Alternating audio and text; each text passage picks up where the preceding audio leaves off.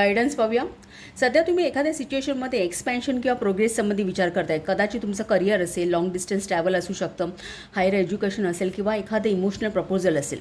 त्यासाठी सकारात्मक वातावरण पण तयार झालं आहे. 8 ऑफ वॉन्ड हा आशावादी दृष्टिकोन धनुचा बुध आहे. दुसरं म्हणजे हे 3 ऑफ वॉन्ड हा मेषीचा सूर्य आहे. सो सकारात्मकता आहे.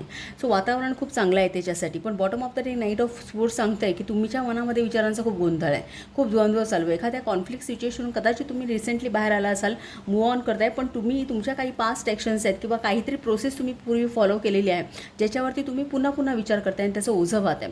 ते एंजल्स तुम्हाला सांगतात की इथे तुम्ही मनाचा समन्वय साधवा. तुमच्या भावना नियंत्रित करण्याचा प्रयत्न करू नका किंवा त्या नाकारा होऊ नका. त्यांना ॲक्नॉलेज करा, त्यांचं निरीक्षण करा, सत्य कबूल करा त्यातला, आणि त्यामुळे तुमच्या मनाचा ऱ्हास होणार नाही. सकारात्मककडे तुमचा प्रवास चालू होईल.